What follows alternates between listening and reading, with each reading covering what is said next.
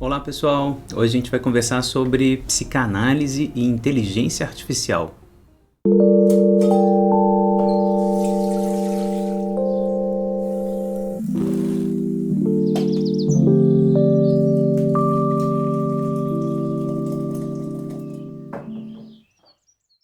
Pessoal, queria começar esse vídeo agradecendo a professora, minha colega de departamento de psicologia aqui na UFMG, professora Laura Cristina Eiras Coelho Soares, que organiza esse livro, que está gratuito, o link está na descrição do vídeo, editado pela CRV, o livro Inteligência Artificial e Psicologia. O livro está super interessante, tem capítulos aqui dedicados a várias áreas da psicologia. A professora Laura, que é professora da psicologia jurídica, né, especialista nessa área, tem trabalhos aqui super interessantes na instituições de trabalho, na psicologia social, enfim, um livro que vale a pena dar uma olhada, é gratuito, você pode baixar no site da CRV, queria parabenizar a editora pela iniciativa também. E o meu texto está disponível lá, então vai ser sempre a partir desse texto que eu vou conversar. Leiam e discutam, façam circular esse texto. Psicanálise e inteligência artificial, a gente vai ter que conversar sobre isso, vocês vão ver, já é inevitável essa conversa. Vou dividir esse vídeo nas sessões que eu falo nesse texto. A primeira sessão do texto é mais um golpe narcísico. Então, a primeira reação que a gente tem quando a gente ouve falar de psicoterapia e inteligência artificial, psicanálise e inteligência artificial, é mais um golpe narcísico. Já vem o ser humano ser retirado do seu lugar central, do seu lugar de importância, e ele vai ser substituído, ele vai ser colocado de lado, agora pela inteligência artificial. É muito provável que isso aconteça em muitas funções. A inteligência artificial ela tem se mostrado cada vez melhor em substituir várias e várias tarefas humanas, como o desenho, a aprendizagem de linguagem, enfim, muitos trabalhos humanos que podem ser substituídos ou fortemente auxiliados pela inteligência artificial. Então, o primeiro ponto que eu trago é um pouco dessa história. A gente lembra, né, nos anos de 1996, quando o Deep Blue, né, da IBM vencia, ou pelo menos empatava com o Kasparov, né? Eu lembro muito desses jogos, né? Eu tinha 20 anos à época, assistia embasbacado a possibilidade de um computador, no mínimo, empatar com o Kasparov numa partida de xadrez ou ganhar dele, como de fato aconteceu. Se funciona com o xadrez, já naquela época, né, a partir da literatura, né, de ficção científica, a gente tinha essa ideia. Se funciona com o xadrez, pode funcionar com tudo que pode ser linguagem, que pode ser matematizável, que pode virar algoritmo. E é apenas uma questão de tempo e de condições tecnológicas para que computadores possam fazer essas tarefas que a gente vai querer que eles façam para a gente. Desde jogar, brincar com a gente, filosofar, amar, transar. Vários livros e filmes têm, né, produzido essa ideia de que robôs eróticos vão aparecer cada vez mais e, óbvio, fazer psicoterapia. Isso sem falar em fazer música, substituir os Beatles, por exemplo, fazer novas canções dos Beatles como se de fato eles estivessem compondo, ou novas pinturas de Dalí ou Picasso. A inteligência artificial vai conseguir fazer isso se ela tiver condições técnicas para isso, ou seja, memória, processadores, energia suficiente para gerar os processadores necessários para o cálculo desses algoritmos. É o que a gente tem visto com o ChatGPT, quando a gente pede para ele escrever um texto, ou para reescrever um texto de maneira melhorada. Está ficando cada vez mais possível, cada vez mais palpável para a gente. Isso tem acontecido de fato. Então, primeiríssima interpretação, parece que a gente vai sofrer esse golpe, porque de início, quando a gente fala de psicoterapia e inteligência artificial, a primeira resposta que vem, pelo menos para mim, é impossível substituir o ser humano. O ser humano, ele é treinado, um bom analista treinado, um bom psicoterapeuta treinado, muito mais sensível, ele é muito mais humano, ele não vai poder ser substituído. Mas não é o que a gente vê do ponto de vista da lógica dos algoritmos. Se eu treinar um bom computador e ele for um excelente processador, esse computador vai ter todos os algoritmos necessários para emular aquilo que milhões e milhões e milhões de analistas fizeram, porque eles vai ter essas sessões gravadas, né? O algoritmo dessas sessões, todos gravados e absolutamente processados, né? Em questões de segundos, ali numa sessão. Portanto, a humilhação que é decorrente disso, de que um computador vai ter milhões de sessões de psicoterapias gravadas, né? Supervisionadas, enfim, que ele vai estar pronto para substituir qualquer analista, a gente sente isso como uma certa humilhação submissa, uma espécie de espelho mágico que reduz a inventividade humana às operações matemáticas. A gente sente que isso, nossa, tudo pode ser matematizável. O criador vai ser sistematicamente humilhado pela criatura. Um terapeuta perfeito, incapaz de errar, né, pois ele soube aprender com esses milhões de erros devidamente metabolizados em sua alma maquínica. Finalmente, né, aquela expressão do Freud, né, de Seele, Apparat, seelische Apparat, o aparelho anímico, o aparelho da alma, vai ser invertido, né, vai ser uma alma maquínica agora, capaz de empatia, de entender os gestos, o rosto, a prosódia da voz de alguém em sofrimento e, a partir disso, acolher essa pessoa melhor, certamente com menos potencial de erro do que um terapeuta comum, do que um analista ordinário. Na segunda sessão do artigo História da Psicoterapia com Robôs, eu traço um pouquinho dessa história que começa com um artigo famosíssimo do Alan Turing, de 1950, Computing, Machinery and Intelligence. Né? Nesse texto maravilhoso, ele apresenta o famoso teste de Turing, quando ele propõe o jogo da imitação, né? Esse jogo da imitação, todo mundo lembra do filme, inclusive, né? Que fez homenagem a esse matemático que nos salvou dos nazistas, mas depois teve um destino trágico, né? Graças ao fascismo burguês, que não suporta a homossexualidade. O Turing vai propor esse jogo da imitação nesse artigo, dizendo que o computador vai ali estar conversando, um participante está conversando com a máquina e tem que decidir se ele está conversando com uma máquina ou com um interlocutor de verdade. Então, o Turing está tentando fazer um algoritmo que emule uma conversação, de tal maneira que um espectador ou alguém que está ali participando do jogo não saiba ou não consiga reconhecer com muita facilidade se ele está conversando com o computador ou com um humano do outro lado da conexão. Então, esse foi o primeiro grande experimento onde a gente já começava a perceber que a emulação, a imitação de uma capacidade humana como a fala, o diálogo, era possível de ser feita. Né? O Turing, ele começa a pensar nessa lógica do algoritmo a partir daquilo que é mais precioso para o ser humano, que é a capacidade de dialogar livremente e você não perceber que não está dialogando com outro humano, mas com uma máquina. A mesma coisa vai ser tentada por um outro matemático brilhante, que foi o Joseph Weizenbaum. Isso em 1964, 1966, né?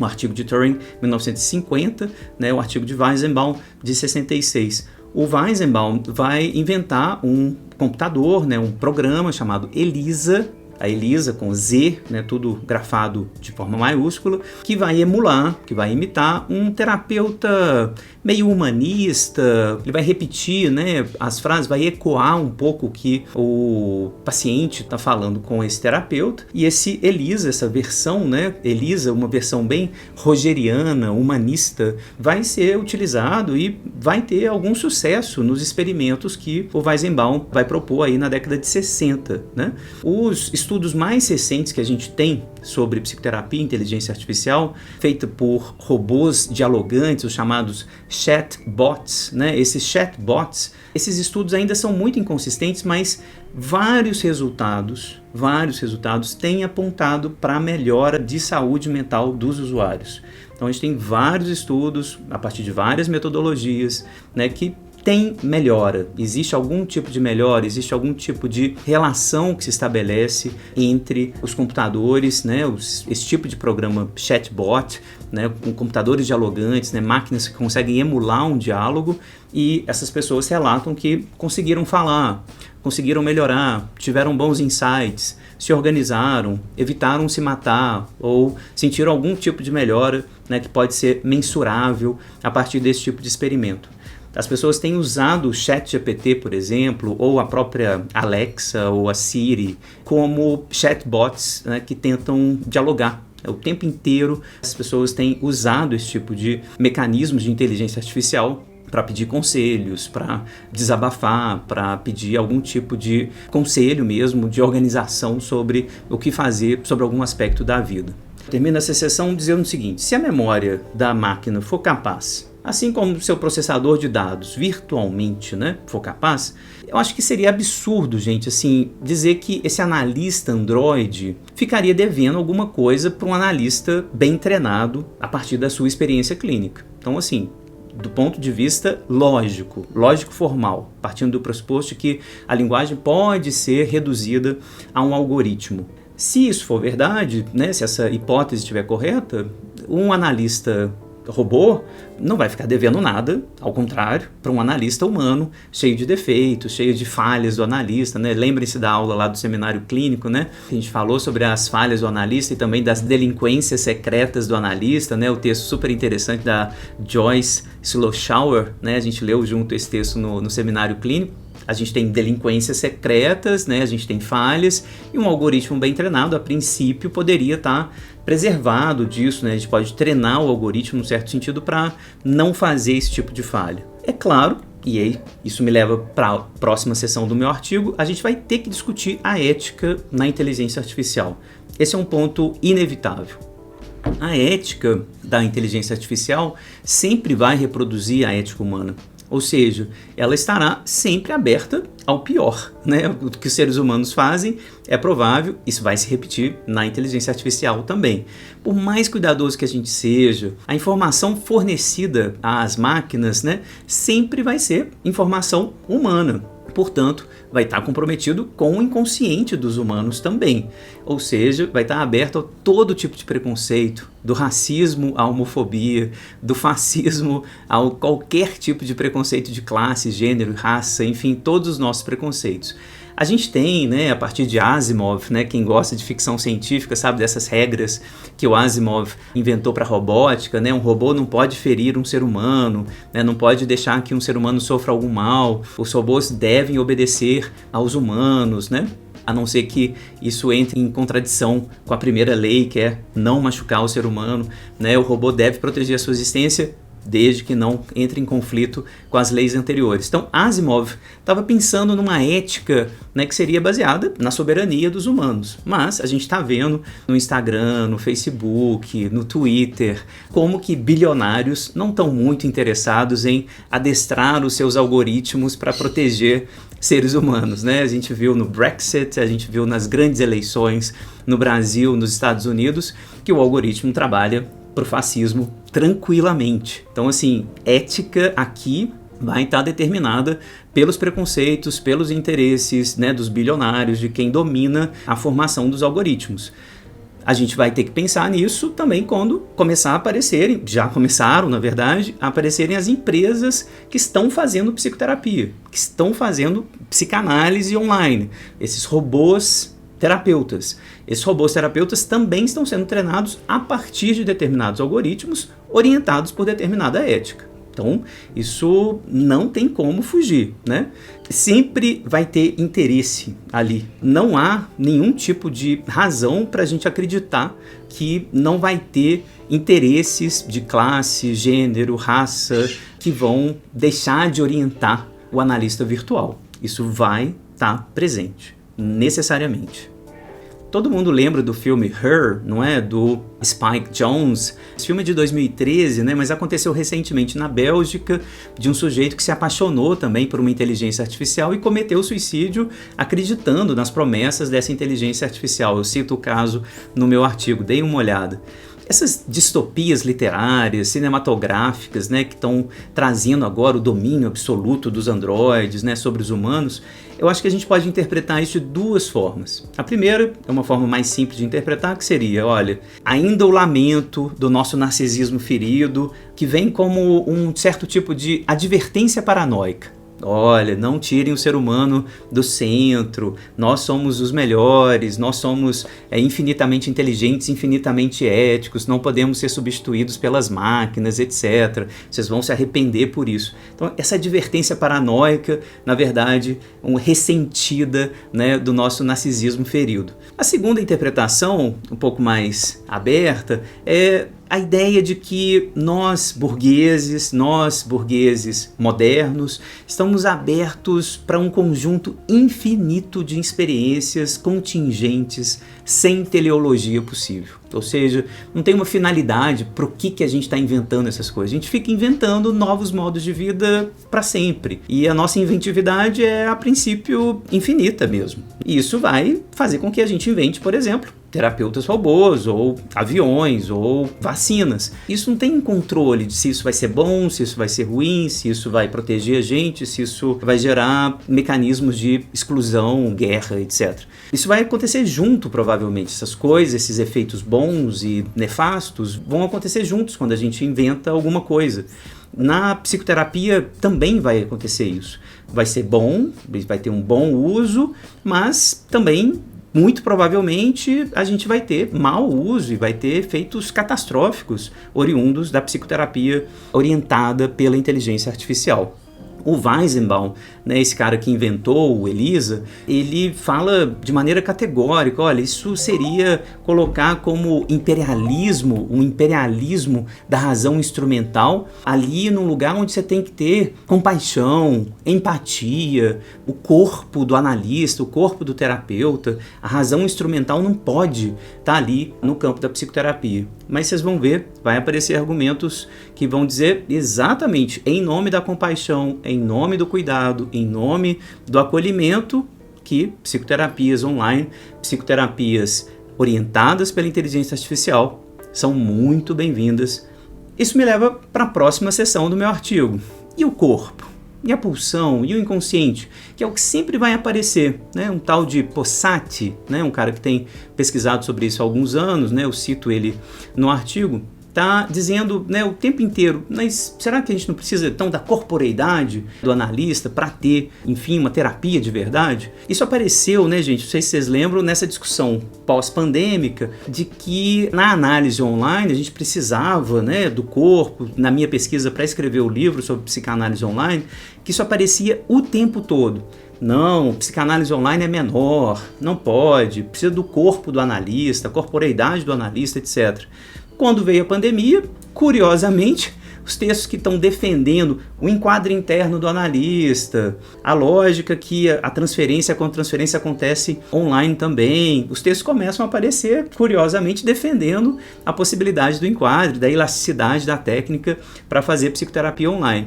A mesma coisa parece estar acontecendo aqui, esse tipo de desmentido de que um algoritmo muito bem feito, muito bem treinado, não vai chegar perto de um analista que tenha tido vivências pulsionais reais, experiências traumáticas, empatia.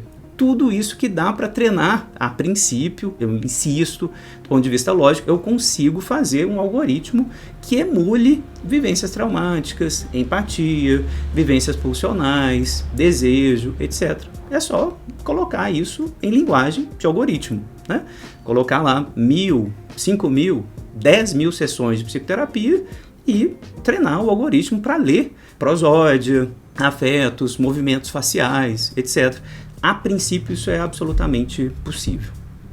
A gente começa agora a perguntar, de fato, né, enquanto psicanalista, em termos winnicottianos, por exemplo, né, quais seriam os efeitos transferenciais do sujeito que está indo procurar um robô analista, o que ele vai sentir com esse analista robô. Por exemplo, um cara que sabe tudo, que deveria saber tudo. A transferência vai ser uma transferência, por assim dizer, paranoica, abusiva? Será que o meu analista está me ouvindo transar no meu quarto a partir da minha Alexa, que está lá no meu quarto? Será que ele está me ouvindo o tempo todo no celular? Será que esse algoritmo, né, que eu comprei, né, um super aplicativo aqui no meu celular para ser o meu terapeuta, ele está ouvindo, né, no meu relógio, na minha televisão? Vai ser uma transferência paranoica, por exemplo? Ou vai ser uma transferência de muita confiança, muita estabilidade, porque afinal é só um computador, é só um programa, então ninguém vai saber e ele sabe de tudo. Esse suposto saber do analista, no caso do robô terapeuta, do chatbot, não é um suposto saber, é um saber incrivelmente idealizado, né? Afinal, ele vai ter lido 2 milhões de psicoterapias e ele continua aprendendo a partir das milhares de psicoterapias que ele está fazendo todos os dias. Então esse algoritmo vai gerar uma transferência de superidealização, por exemplo. Quais são os efeitos desse tipo de transferência? Uma transferência paranoica, hiperidealizada? Que tipo de transferência vai advir desse tipo de relação de nós, né, pessoas comuns, com um analista robô? É essa a pergunta que interessa para a análise. Isso vai acontecer. A análise com a inteligência artificial já está acontecendo. Então, o nosso campo de pesquisa precisa se debruçar sobre esse tipo de fenômeno que vai acontecer já está acontecendo. O que é a transferência do sujeito com o chatbot? O que é a transferência do sujeito com o analista robô dele? Por que eu prefiro, né, um analista robô a uma analista pessoa?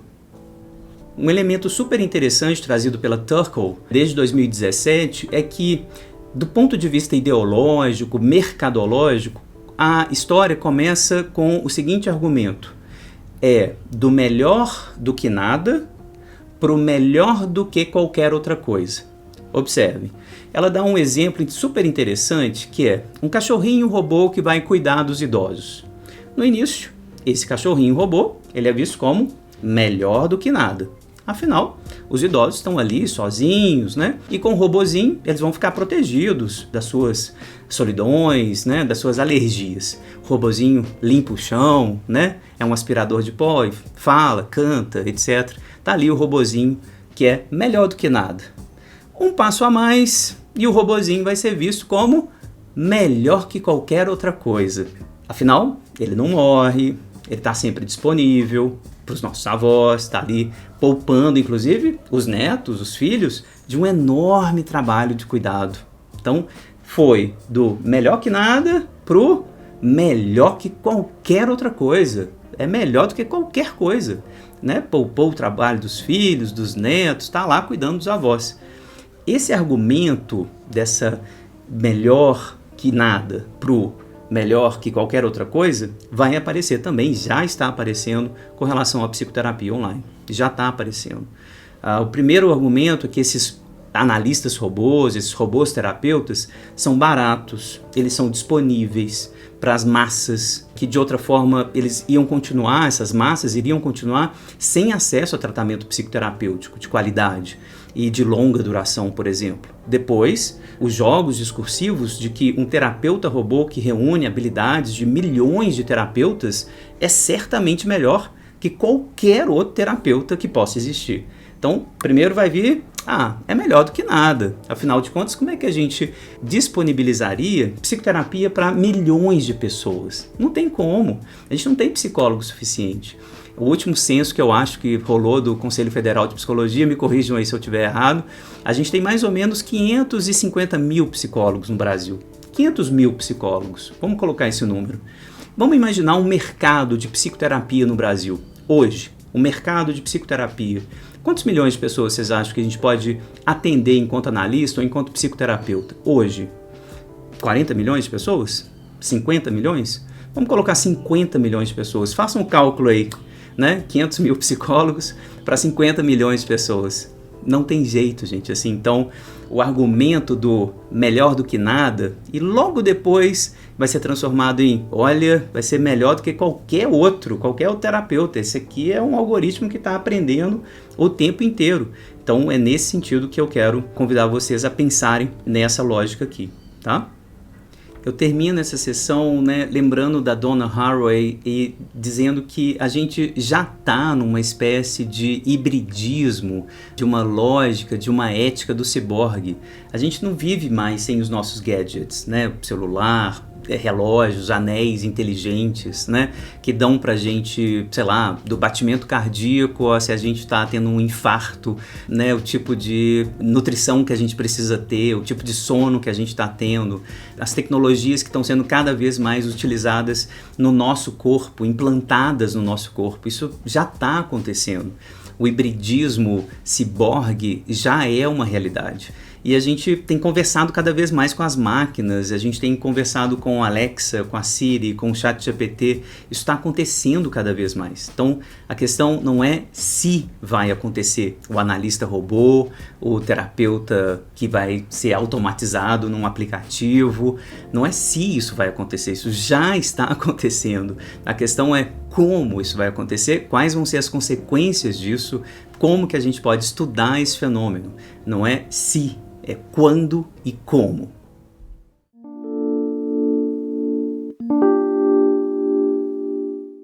Como eu disse há pouco, o que realmente vai interessar para essa questão entre psicanálise, inteligência artificial, psicoterapia e inteligência artificial é a questão da transferência. Essa é a próxima sessão do nosso artigo. A maioria dos participantes, por exemplo, de uma pesquisa realizada pelo Acton em 2022, pesquisa bem recente, se sentia mais à vontade, por exemplo, para conversar com a máquina sobre experiências embaraçosas. Essa é uma transferência possível. Não é uma pessoa, tenho certeza do sigilo. Talvez a transferência que a inteligência artificial vai gerar possa passar por isso. A ideia de que justamente não é uma pessoa. Isso pode produzir certos tipos de transferência, como eu disse, uma transferência paranoica, ou uma transferência de mais confiança, ou uma transferência mais idealizada. As possibilidades aqui, como o campo transferencial com uma pessoa normal, né, uma pessoa, as possibilidades são infinitas, e isso vai acontecer também com o chatbot, com aquele terapeuta robô. Isso vai acontecer. O que a gente tem que fazer é estudar essas transferências, ver como elas vão acontecer, quais são os aspectos iatrogênicos, né, os aspectos que vão produzir efeitos nefastos, né, na experiência clínica produzido por chat robots ou esses tipos de inteligência artificial. É essa a ideia, é isso que a gente tem que pesquisar. A transferência vai estar presente na terapia com inteligência artificial e não tem garantia nenhuma quais consequências vão aparecer de fato. Queria lembrar aqui, né, eu não falo isso no texto, mas queria lembrar de um conceito super importante do Laplanche que se chama a transcendência da transferência. O Laplanche, vocês sabem, ele vai falar bastante sobre a transferência, né? Ele tem uma problemática super importante, que é a problemática do Laplanche, problemática 5, a TINA, a transcendência da transferência, uma problemática super importante que ele vai analisar bem passo a passo, né, o conceito de transferência em Freud. E a partir desse conceito, o que ele traz, né, pra gente? Que a ideia da transferência, ela aparece o tempo inteiro em todas as relações. Ela tem uma transcendência, ela é transcendente nesse sentido de que ela vai acontecer na escola, na igreja, na arte, na relação analítica, com os nossos pais, né? A transferência é a repetição de padrões amorosos que envolvem, claro, tanto uma transferência em pleno, ele vai dizer, uma transferência em pleno, que é essa repetição mais banal que o Freud dizia, eu repito, né, eu espero encontrar, eu encontro de fato, numa relação outra, aquelas relações do passado. Então, vou repetir com o analista aquilo que eu vivi com os meus pais. Essa é a transferência em pleno. A transferência em oco, o Laplanche vai dizer, é uma transferência mais com o enigma, com aquilo que é da ordem do inconsciente dos nossos pais. Então, não vou entrar no mérito aqui da questão, mas queria insistir nessa leitura do Laplanche para dizer a transferência, essa em oco, né, a transferência com o enigma, a transferência que eu sei que está acontecendo alguma coisa aqui que está para além da nossa relação. Essa seria a transferência em oco, né, a transferência com o enigma. É essa transferência que vai estar presente em todos os lugares. Essa é a transcendência da transferência. Então, quando eu estou conversando com a Alexa, com a Siri, com, né, o ChatGPT, a transferência já está acontecendo. Eu imagino alguma coisa, eu imagino que ele saiba, que ele possa saber, que ele vai estar me ouvindo. Eu imagino alguma coisa, eu estou pensando nesse outro como uma alteridade. E uma alteridade também perpassada por desejos, por inconsciente, pela pulsão. Eu estou imaginando isso, estou fantasiando essas coisas. Essa é a transcendência da transferência. Vou fazer um vídeo exclusivo sobre isso. Enfim, o assunto é complexo, não vou sair do nosso foco, que é pensar na inteligência artificial e como que ela vai produzir transferência. O que eu quero sublinhar é impossível não ter transferência. Tá? A transferência vai estar presente. O paciente pode se sentir desamparado, afinal o seu terapeuta é uma máquina, ou ainda pode desenvolver uma persecutoriedade terrível, pois seu terapeuta pode escutá-lo o tempo todo, pode estar visível, né, por meio dos seus gadgets o tempo inteiro, ele está ouvindo como a gente transa, né, na Alexa que está lá no quarto. Isso vai acontecer o tempo inteiro, tá? Então, a gente conclui essa sessão dizendo o seguinte, olha, a necessidade imperativa de atender à distância certamente levou muitos analistas a reverem o que antes parecia uma hipótese degradante para o nosso mercado de trabalho, que era atendimento online. Então, eu acho que esse é um dos grandes desmentidos da nossa história recente, né? A história da psicanálise. Antes, não serve para nada, análise online não existe, não vai funcionar, precisa do corpo do analista. Parece que a gente está vivendo um desmentido semelhante com relação à possibilidade da articulação entre psicanálise e inteligência artificial, que pode ser várias, gente, não é só o robô terapeuta, é, por exemplo, a gente gravar sessões e pedir para a inteligência artificial analisar, para fazer uma supervisão, um processo de formação de um analista, pedir para a inteligência artificial analisar 3.000 casos publicados e dá para a gente um tipo de padrão de funcionamento de um analista, né? Um tipo de padrão algorítmico de como interpretar determinados padrões. Gente, é infinita a possibilidade de usos da inteligência artificial no campo da psicoterapia. A gente só está começando esse processo, tá? Então, assim, não é se, mas quando e como a gente vai utilizar. Assim como a gente desprezava a coisa, né, da psicologia online, né, do tratamento à distância, eu imagino a gente também vai ter que se haver com a inevitabilidade do tratamento associado de alguma maneira à inteligência artificial. Na última sessão, antes das considerações finais, psicanálise, profissão sob o capitalismo, eu faço questão de lembrar que essa discussão sobre inteligência artificial vai trazer à baila uma das questões que a gente mais nega no nosso campo. A psicanálise, nós psicanalistas, somos da classe trabalhadora. Isso nunca é dito, isso nunca é explicitado, parece que a gente tem vergonha disso, parece que o fato da gente, né, na nossa história, a história da psicanálise de maneira geral, se associar muito rapidamente, né, à elite, à classe média alta, a gente parece não ser da classe trabalhadora, né? E a gente nega isso, é um grande desmentido também, uma recusa enorme no nosso campo de que nós fazemos parte do capitalismo e de um lugar específico no capitalismo. A gente é mão de obra, a gente vem de uma força de trabalho específica, situado aí nesse lugar da classe média de maneira geral, e isso vai ser, assim, absolutamente importante ser dito, conversado, porque a inteligência artificial vai produzir um efeito nessa classe trabalhadora. Qual?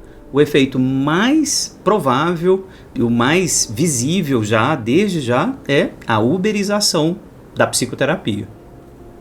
O Miner, em pesquisas realizadas em 2019, por exemplo, ele fala que as terapias podem ser conduzidas por seres humanos, registradas pela IA, e as informações coletadas ao longo desse trabalho podem servir de material de pesquisa, de apoio para as intervenções psicoterapêuticas. Um segundo modelo para a utilização da IA é a própria IA conduzir o tratamento, mas sob supervisão de um terapeuta bem treinado. O argumento desses autores, o Miner e colaboradores, é que combinar pessoas e algoritmos pode potencialmente fomentar o melhor de ambas as abordagens. Então vocês estão vendo que começa a aparecer no campo de trabalho um certo tipo de convite.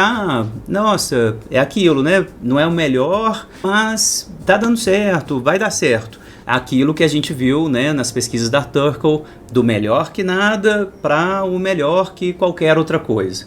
Então a lógica do discurso do mercado está funcionando assim, que é como o mercado do capitalismo funciona. É sempre melhor que nada, né, gente? Para é o melhor do que qualquer outra coisa, é isso aqui. É a inteligência artificial com o psicoterapeuta treinado juntos e aí daí por diante. A grande questão é, o trabalho do psicanalista, dos psicoterapeutas, está sujeito à uberização. Isso é, o aviltamento do valor da força de trabalho e a submissão às plataformas que monopolizam determinado tipo de trabalho.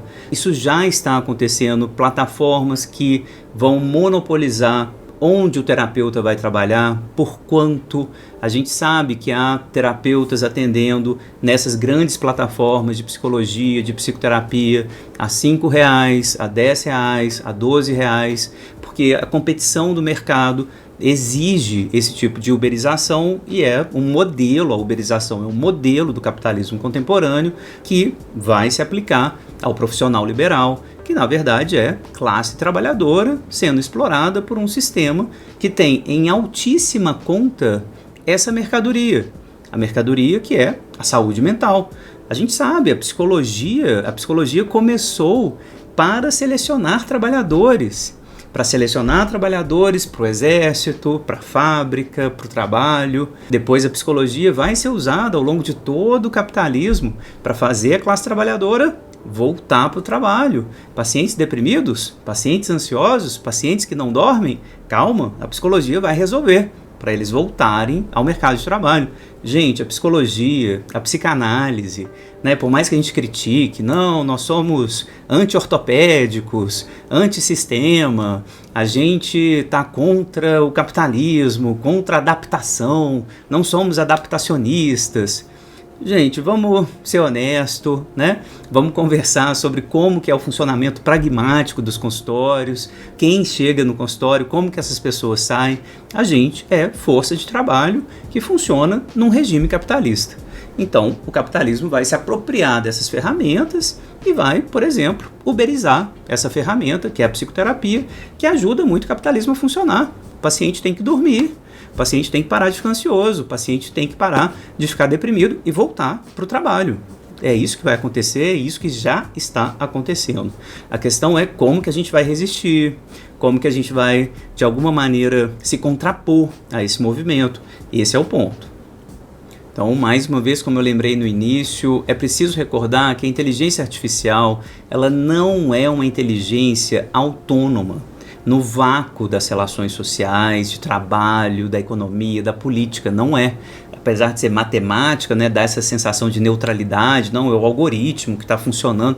Não, quem montou o algoritmo foi alimentado a partir de interesses específicos, a partir de relações sociais de trabalho específicas, para produzir resultados específicos. Então, a inteligência artificial, ela é fetichista, né, no sentido marxista e no sentido freudiano, né, ela é fetichista, pois trata a operação, né, essa operação da saúde mental, a operação da psicoterapia, baseada numa recusa. O outro humano não tem o que eu preciso, não vai ser no outro humano que eu vou buscar, apenas a máquina, muito fálica, né, toda poderosa, só a máquina vai poder me atender. Então eu destruo aquilo que é humano, supostamente, porque na verdade o algoritmo é humano, foi criado por humano, a partir de um funcionamento humano, etc. A inteligência artificial é uma espécie de mãe fálica, infalível, que vai nascer de si mesma, incapaz de errar. Essa idealização vai existir, existe na ficção científica e existe quando a gente está conversando com o ChatGPT, né? Nada mais fetichista do que uma mercadoria vendida como um super-humano, como um humano poderosíssimo, o que não deixa de ser um reflexo fascista do super-humano como mercadoria. Então essa é a ideia, esse devir ciborgue, o devir monstruoso do ciborgue que a Haraway está falando, tem a ver com essa ideia desse fetiche que é muito provável que vai ser uma das transferências, né, produzidas na nossa relação com a inteligência artificial. E isso vai produzir uma uberização da nossa profissão. Esse outro maquínico vai ser muito melhor, o melhor que existe. E o analista formado, não, é um ser humano, erra demais. Não dá para comparar com um aplicativo que está fazendo 50 milhões de sessões por dia. esse algoritmo, o algoritmo aplicativo que a gente vai ter no celular, vai estar fazendo 50 milhões de sessões por dia. O analista bem treinado, para ser bem treinado, esse cara precisa de 20 anos de trabalho, 20 anos de consultório. Para ser um analista realmente bom, 20 anos de trabalho, e ainda vai errar. Ainda vai ser delinquente, ainda vai falhar muito, né? Ah, mas as falhas do analista são super importantes. Tá bom, eu vou calcular isso no algoritmo. Eu coloco isso no algoritmo. As falhas, pequenas delinquências do algoritmo, porque isso vai ser terapêutico também. Gente, vai acontecer. A questão é como resistir, o que fazer com isso, como a gente vai analisar isso, mas um dos efeitos mais importantes vai ser a uberização da nossa tarefa, do nosso trabalho, e é importante que a gente admita, né, que nós somos da classe trabalhadora e de alguma maneira se organize, né, para tentar conter os efeitos da inteligência artificial. Interessante, nas considerações finais agora, lembrar que é muito provável que no campo das psicoterapias, o mais provável, né, é que teorias mais ortopédicas, como as teorias cognitivo-comportamentais, teorias que são muito baseadas em estatística, né, que se vendem muito para esse método da evidência, né, de uma evidência naturalizada, reducionista, né, que conversa bem com o reducionismo ao corpo, o reducionismo psicofarmacológico. Então, essas teorias, né, supostamente baseadas em evidência, elas vão ser as teorias, muito provavelmente, as que mais vão ser convocadas pela inteligência artificial. As que são mais matematizáveis, né? Então, a minha hipótese de trabalho aqui é que essas teorias, né, matematizáveis, estatísticas, elas sejam essas teorias que vão alimentar mais o algoritmo agora, no início, mas é inevitável que a psicanálise, enquanto mercadoria, vá também ser utilizada pela inteligência artificial, que é um aplicativo, em breve, um analista online, um psicanalista lacaniano, um psicanalista winnicottiano, um psicanalista ferenciano, etc, etc, todas as linhas, né, vai ter aplicativo de todo tipo de analista, que esses analistas estejam disponíveis, né? Mas o mais provável é que sejam esses tipos de terapia. Em 12 sessões, a gente vai fazer exercícios para você tratar a sua ansiedade, a sua depressão, né? Isso vai ser matematizável, você vai fazer escalas, né? Então, a ideia de uma psicologia muito avaliativa, com escalas psicológicas, com testes psicológicos, para provar e testar, né, os resultados dessas psicoterapias vão ser as teorias que mais vão ser utilizadas. Mas a psicanálise não vai ficar de fora dessa inteligência artificial de jeito nenhum. É uma mercadoria muito valiosa para o capitalista simplesmente dizer, ah, não, isso aqui não vai valer, não vai vender, nada.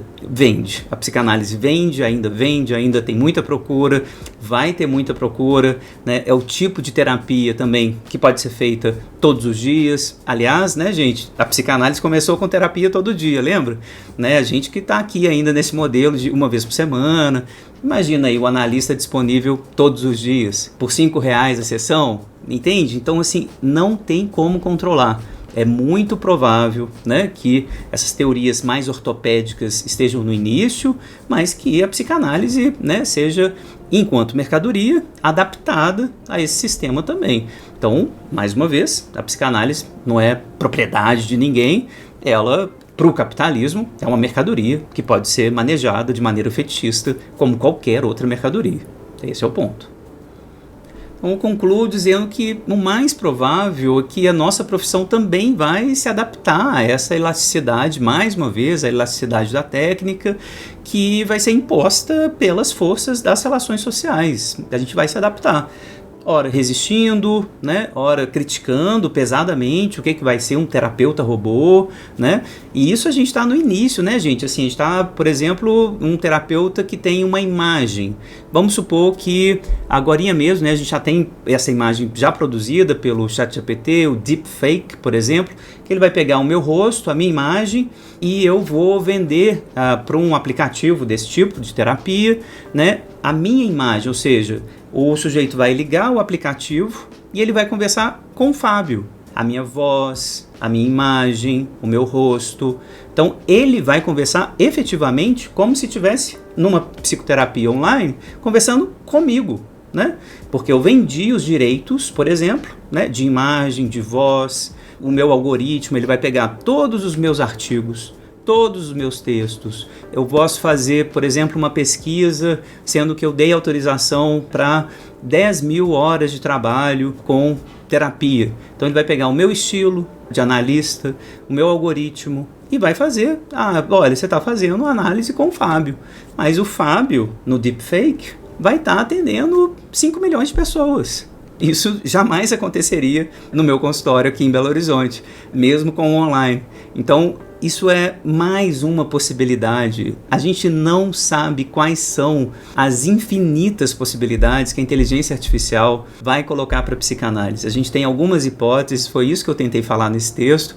Espero não ter sido muito distópico, mas é um pouco distópico o assunto, o tema, dá medo, né? A ficção científica, de maneira geral, produz a distopia com um certo sinal de advertência que a gente está mexendo com coisas muito perigosas, mas a ideia é que a gente vai se adaptar também, a gente vai se organizar para isso. Mas é um campo aberto, é um campo minado, muito, muito perigoso. A gente está falando de um campo transferencial novo, absolutamente enigmático, a gente ainda não sabe desses efeitos. É incrível o que a gente já tem feito com o ChatGPT, com a Alexa, com a Siri, enfim, conversando com essas inteligências artificiais.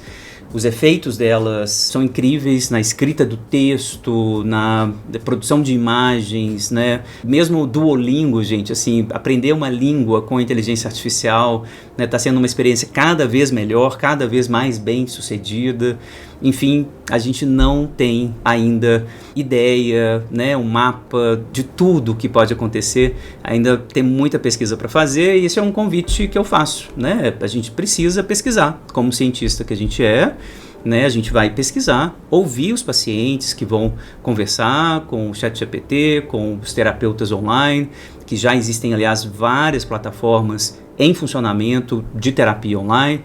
Terapia online, digo, encaminhadas, feitas, organizadas pela inteligência artificial, sem participação humana enquanto terapeuta, né?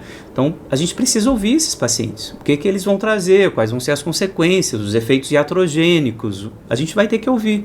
E os efeitos benéficos também, e vai ter que aprender mais sobre o que é psicoterapia, o que é análise, quais são os objetivos da análise. A ideia desse devir ciborgue é uma ideia que está completamente em aberto e a gente precisa adotar uma postura de cientista agora e esperar, observar e estudar, continuar fazendo o nosso trabalho. Pessoal, vocês ficaram até aqui, acompanharam todo o texto, deem um download aí no texto também, leiam com calma, comentem, discutam, me falem aí se vocês já conversaram com o ChatGPT, pediram algum conselho, alguma notícia para ele, enfim, alguma coisa para ele organizar para vocês, o que vocês têm feito com relação à inteligência artificial na vida de vocês já. Curtam, compartilhem, levem essa ideia adiante. Estou lembrando aqui, isso é um projeto de extensão da Universidade Federal de Minas Gerais, uma universidade que é contra o ensino à distância, contra o uso da inteligência artificial ainda na execução dos trabalhos, enfim, uma universidade que preza muito pela presença, pela presencialidade, esse esforço de estar junto, acredita no humano. A Universidade Federal de Minas Gerais é uma universidade pública e esse projeto é um projeto aberto para todos nós, né? Eu espero que vocês tenham gostado dessa divulgação dessa pesquisa. Se sim, divulguem, comentem, compartilhem, ajudem como puder. As instruções estão aí na descrição do vídeo. Muito obrigado. Até lá.